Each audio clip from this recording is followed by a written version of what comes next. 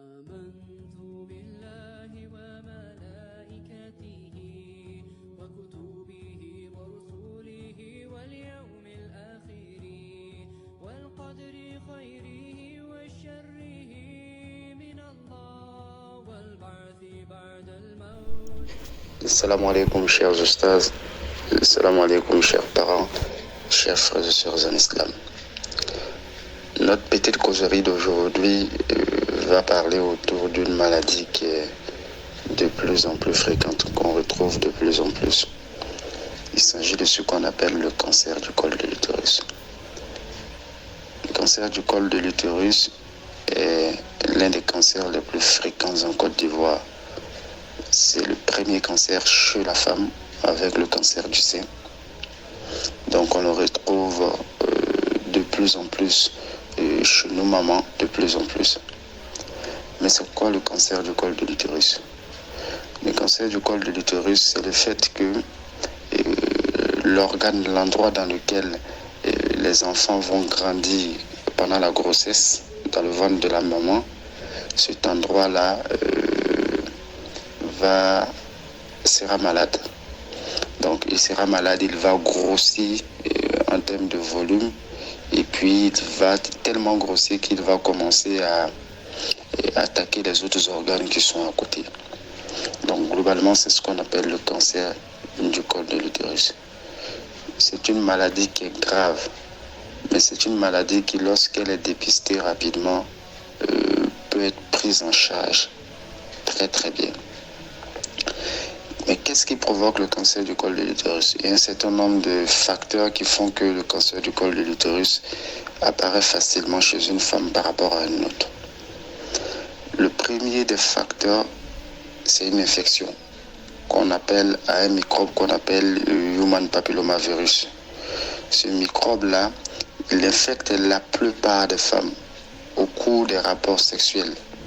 Et après sera responsable de l'apparition du cancer du col de l'utérus. Donc le premier facteur de risque, la première des choses qui favorise le cancer du col de l'utérus, c'est l'infection à Human Papillomavirus. Mais également, c'est les infections aux autres microbes qui sont responsables d'infections sexuellement transmissibles. Donc ça veut dire que si une femme elle a des brûlures, qu'elle s'en va pisser, ça veut dire que lorsqu'une femme a des pertes blanches régulièrement, qui sont des pertes blanches qui sentent mauvais, etc., elle doit voir un médecin pour se faire traiter le plus rapidement possible. Sinon, ça peut favoriser, pas forcément entraîner un cancer, mais ça peut favoriser le fait que si c'est à répétition, fait que après cette femme-là puisse avoir un cancer du col de l'utérus, c'est possible. Un autre facteur favorisant, c'est le fait d'avoir les rapports sexuels très tôt. Donc, une jeune fille qui a eu des rapports sexuels très tôt aura beaucoup plus de malchance d'avoir un cancer du col de l'utérus par rapport à une fille qui a attendu un peu avant d'avoir des rapports sexuels. Un autre facteur de risque, c'est le tabac. Les femmes qui fument, ou bien aujourd'hui même le fait que, même pas fumer, mais le fait que les gens fument dans nos alentours tout le temps et régulièrement, fera en sorte que un facteur favorisant qui fera en sorte qu'on puisse avoir un cancer du col de l'utérus. Il y a aussi le fait d'avoir beaucoup de partenaires. Donc, une fille qui sort avec 3 personnes, avec 4 hommes différents, avec 5 hommes différents, c'est un gros facteur de risque qui pourrait entraîner l'apparition du cancer du col de l'utérus plus tard. Et nos mamans également qui ont le VIH également, c'est un facteur de risque qui va faire en sorte qu'elles peuvent développer facilement le cancer du col de l'utérus plus tard. Donc voici, en dehors de cela, le fait qu'un de nos parents ait déjà eu un cancer du col de l'utérus, soit notre maman, soit notre tante, sera un facteur de risque également qui pourrait faire que nous puissions développer un cancer du col de l'utérus plus tard. Donc voici quelques facteurs qui vont favoriser l'apparition du cancer du col de l'utérus chez nos mamans. Donc, dès le moment que on on est dans ces différents facteurs de risque-là, il faut faire attention, il faut se faire dépister. Mais quels sont les signes qui vont indiquer qu'une femme a un cancer du col de l'utérus? Généralement, la femme qui développe le cancer du col de l'utérus, le plus souvent, sont les femmes autour de 50 ans. Autour de 50 ans. Même si aujourd'hui, on voit des cancers du col de l'utérus à partir de 30 ans, à partir de 27 ans, ça se voit de plus en plus. Mais la plupart des femmes qui vont développer la maladie avec les signes sont autour de 50 ans. Donc, ce genre de femmes-là, ce sont des femmes qui vont dire, par exemple, qu'elles ont des saignements le plus souvent, soit après les rapports sexuels. Donc, à chaque fois qu'elles font des rapports sexuels, elles ont des saignements, ou bien ce sont des femmes qui ont des saignements en dehors des menstrues. D'accord, donc ce sont des saignements qui viennent, ce sont des saignements qui vont repartir en dehors des menstrues. Donc, c'est le principal signe. Ce sont les saignements là qui sont le principal signe et qui vont interpeller la maman qui va venir voir le médecin et qui va poser le diagnostic après avoir fait un certain nombre d'examens du cancer du col de l'utérus. Mais comment est-ce que nos mamans peuvent faire pour dépister? C'est-à-dire qu'avant qu'on arrive au stade de saignement, tout ça, pour dépister, il faut savoir que nos mamans n'arrivent pas automatiquement au stade des cancers du col de l'utérus. Il y a des changements qui se passent au niveau de l'utérus petit à petit, jusqu'à ce qu'on atteigne le cancer du col de l'utérus. Donc, avant qu'on atteigne le cancer, on peut déjà dépister ces petits changements-là et savoir que notre maman est en train d'aller vers le cancer du col de l'utérus et la prendre en charge. C'est pour ça qu'on demande, dès le moment qu'à partir de 25 ans jusqu'à l'âge de 50 ans, à un moment de se faire dépister du cancer du col de l'utérus.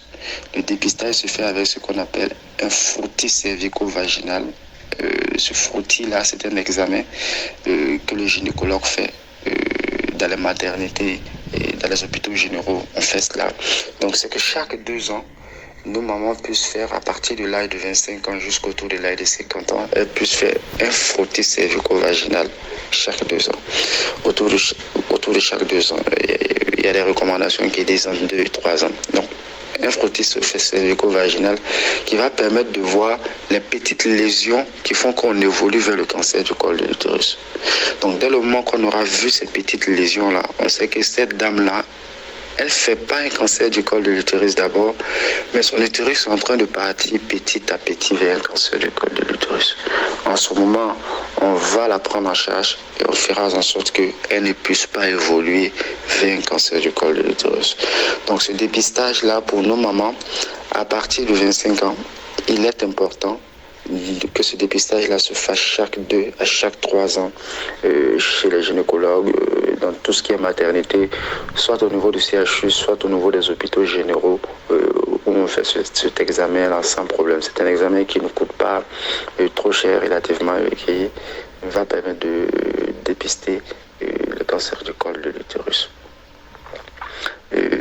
Cela dit, est-ce qu'il y a un moyen pour prévenir le cancer du col de l'utérus, faire que ça n'arrive pas? Oui, alhamdoulilah, aujourd'hui il existe un moyen qui est la vaccination contre le microbe qui provoque le cancer du col de l'utérus.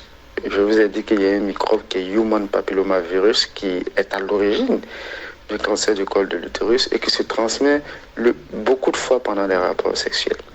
Donc, aujourd'hui, il y a un vaccin qui a été développé depuis longtemps en Europe, mais c'est maintenant en Afrique, qui va nous protéger, qui va protéger nos mamans contre le cancer du col de l'utérus. Ce vaccin-là, on le fait en Côte d'Ivoire. On a commencé à le faire en Côte d'Ivoire. Et même le mois passé, il y avait une campagne de vaccination par rapport à Human Papillomavirus. Mais seulement que ce vaccin-là, on le fait à nos petites sœurs avant qu'elles aient commencé à avoir des rapports sexuels. Donc, on dit autour de l'âge de 9 ans. Parce qu'on sait qu'aujourd'hui, il y a beaucoup d'enfants, il y a beaucoup de nos petites sœurs qui, déjà à partir de 10 ans, 11 ans, 12 ans, malheureusement, ont déjà des rapports sexuels. Donc, c'est un vaccin qu'on on demande d'administrer autour de l'âge de 9 ans, d'accord, l'âge de 9 ans, 10 ans. Mais même si la fille a 16 ans et qu'elle n'a pas encore de rapport sexuel, elle peut faire le vaccin contre le human papillomavirus. Si elle a 20 ans et qu'elle n'a pas encore de rapport sexuel, elle peut faire le vaccin contre le human papillomavirus.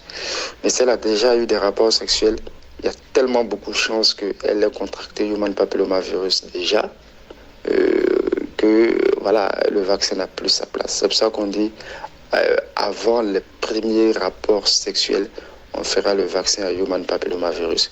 C'est un vaccin qui se fait globalement en 2 doses, espacées de 6 mois, donc une première dose, et puis après une deuxième dose de vaccin de human papillomavirus pour protéger nos petites sœurs contre le cancer du col de l'utérus qui est de plus en plus fréquent. Donc il y a 2 choses à retenir. La première des choses, c'est qu'aujourd'hui, c'est de se faire dépister. Et pour nos mamans qui ont déjà entre 25 et 50 ans, c'est de se faire dépister. Chaque 2 ans, c'est de faire un frottis cervico-vaginal. Donc allez voir le gynécologue, allez dans une maternité, soit au CHU, soit dans un hôpital général pour pouvoir le faire. Le deuxième élément, ce sont pour nos petites sœurs qui n'ont pas encore eu de rapport sexuel. Il existe aujourd'hui un vaccin qui leur permette de pouvoir se protéger contre cette maladie qui est grave. La troisième des choses que je peux dire pour terminer, c'est qu'aujourd'hui, il y a une prise en charge qui se fait. Même lorsque on n'a pas fait le dépistage tôt et que notre maman est arrivée malheureusement au stade de cancer du col de l'utérus, qu'Allah nous en préserve, la prise en charge, si le diagnostic est fait très rapidement de son cancer, on peut prendre en charge ce cancer-là. Il y a des moyens aujourd'hui, il y a la chirurgie, il y a la chimiothérapie, il y a la radiothérapie. C'est vrai que ça coûte un peu plus cher en ce moment, mais malgré tout, on peut faire la prise en charge.